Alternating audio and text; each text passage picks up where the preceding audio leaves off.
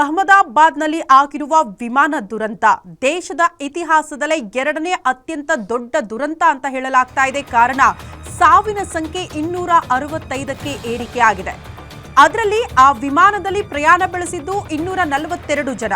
ಅದರಲ್ಲಿ 241 ಜನ ಮೃತಪಟ್ಟಿದ್ದಾರೆ. ಬಟ್ ಒಬ್ಬ ಪವಾಡ ಸದೃಶ್ಯ ಅನ್ನೋ ರೀತಿಯಲ್ಲಿ ಆತ ಬದುಕಿ ಬಂದಿದ್ದಾನೆ.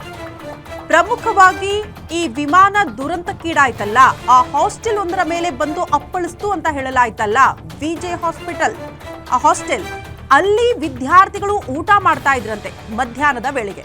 ಸೊ ಅಲ್ಲಿಯೂ ಕೂಡ ಕೆಲ ವಿದ್ಯಾರ್ಥಿಗಳು ಮೃತಪಟ್ಟಿದ್ದಾರೆ ವಿಮಾನ ದುರಂತದಲ್ಲಿ. ಹಾಗಾಗಿ ಸಾವು ನೋವಿನ ಸಂಖ್ಯೆ 265ಕ್ಕೆ ಏರಿಕೆ ಆಗಿದೆ ಅನ್ನೋದು ಸದ್ಯ ಸಿಗ್ತಾ ಇರುವಂತಹ ಮಾಹಿತಿ. ಇವತ್ತು ಸಾಕಷ್ಟು ಬೆಳವಣಿಗೆಗಳು ಕೂಡ ಆಗಲಿದೆ, ಯಾಕಂದ್ರೆ ಮೃತರ ಗುರುತು ಇನ್ನೂ ಕೂಡ ಪತ್ತೆ ಆಗಬೇಕು. ಬಟ್ ಗುಜರಾತ್ನ ಮಾಜಿ ಸಿಎಂ ಅದರಲ್ಲಿ ಪ್ರಯಾಣ ಬೆಳೆಸಿದ್ರು ಅನ್ನುವಂತಹ ಮಾಹಿತಿ ಇದೆ. ಮಗಳನ್ನ ನೋಡೋದಕ್ಕೆ ಲಂಡನ್ಗೆ ಹೋಗ್ತಾ ಇದ್ರಂತೆ.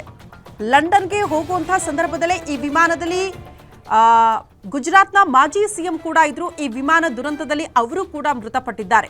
ಹಾಗಾಗಿ ಇನ್ನುಳಿದವರ ಗುರುತು ಪತ್ತೆ ಆಗಬೇಕು. ಪ್ರಮುಖವಾಗಿ ಆ ಹಾಸ್ಟೆಲ್ ಮೇಲೆ ಏನು ವಿಮಾನ ಪತನ ಆಗಿದೆಯಲ್ಲ, ಅಲ್ಲಿ ವಿದ್ಯಾರ್ಥಿಗಳು ಊಟ ಮಾಡ್ತಾ ಇದ್ರಲ್ಲ, ಅದರ ಪೈಕಿ ಎಷ್ಟು ಜನ ಮೃತಪಟ್ಟಿದ್ದಾರೆ ಅದ್ರ ಬಗ್ಗೆ ಕೂಡ ಇನ್ನೂ ಕ್ಲಾರಿಟಿ ಸಿಗಬೇಕು.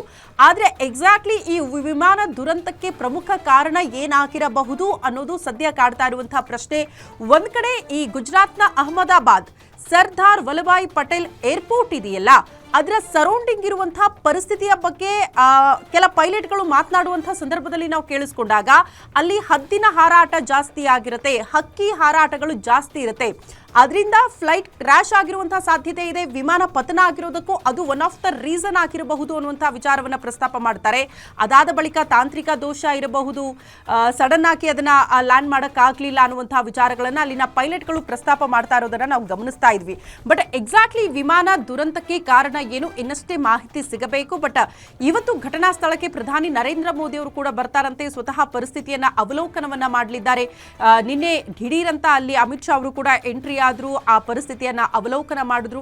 ಸಾಕಷ್ಟು ಬೆಳವಣಿಗೆಗಳು ಕೂಡ ಆಗ್ತಾ ಇದೆ. ಮೇಘಾನಿ ನಗರದಲ್ಲಿ ನಡೆದಂತಹ ಭೀಕರ ದುರಂತ ದೇಶದ ಇತಿಹಾಸದಲ್ಲಿ ಯಾರು ಕೂಡ ಮರೆಯೋದಕ್ಕೆ ಸಾಧ್ಯ ಇಲ್ಲ. ಕಾರಣ ಅಷ್ಟು ಸಾವು ನೋವು ಸಂಭವಿಸಿದೆ. 265 ಜನ ಅಂದ್ರೆ ಯಾವ ರೀತಿ ಇರಬಹುದು ಈ ದುರಂತ ಅಂತ. ಒಂದ್ ಕಡೆ ಕ್ಯಾಬಿನ್ ಕ್ರ್ಯೂ ಸೇರಿದಂತೆ ಪೈಲಟ್ಗಳು ಸೇರಿದಂತೆ 242 ಜನ ಪ್ರಯಾಣಿಕರು ಕೂಡ ಅದರಲ್ಲಿ ಇದ್ರು ಅಂತ ಹೇಳಲಾಗ್ತಾ ಇದ್ರೆ. ಅದರ ಪೈಕಿ 241 ಜನ ಮೃತಪಟ್ಟಿದ್ದಾರೆ. ಕಾರಣ ದೃಶ್ಯಗಳನ್ನ ನೋಡ್ತಾ ಹೋದ್ರೆ ನಮಗೆ ಒಂದ್ ರೀತಿ ಗಾಬರಿ ಆಗುತ್ತೆ, ಶಾಕ್ ಆಗುತ್ತೆ, ಯಾವ ರೀತಿ ಆಗಿರಬಹುದು ಇದು ಅಂತ. ಜಸ್ಟ್ ಟೇಕ್ ಆಫ್ ಆಗಿ 5 ನಿಮಿಷ ಕೂಡ ಆಗಿರ್ಲಿಲ್ಲ, ಅಷ್ಟೊತ್ತಿಗೆ ವಿಮಾನ ಪತನ ಆಗುತ್ತೆ. ಅಲ್ಲಿ ಏನ್ ಸಮಸ್ಯೆ ಆಗ್ತಾ ಇದೆ ಅನ್ನೋದನ್ನ ಕಮ್ಯುನಿಕೇಟ್ ಕೂಡ ಮಾಡಕ್ಕಾಗ್ಲಿಲ್ಲ ಪೈಲಟ್ಗೆ ಅನ್ನುವಂತಹ ವಿಚಾರ.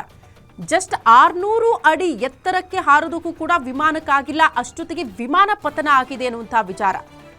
ಸೊ ಸಹಜವಾಗಿ ಅಲ್ಲಿ ಏರ್ಪೋರ್ಟ್ ಆ ಸುತ್ತಮುತ್ತ ಪರಿಸ್ಥಿತಿಯ ಬಗ್ಗೆ ಆಗಾಗ ಒಂದಷ್ಟು ಅಪಸ್ವರಗಳು, ವಿರೋಧ ವ್ಯಕ್ತವಾಗ್ತಾನೆ ಇತ್ತು. ಬಟ್ ಎಲ್ಲಿಲ್ಲ ಹೇಳಿ ಹಕ್ಕಿಗಳ ಹಾರಾಟ, ಹದ್ದುಗಳ ಹಾರಾಟ.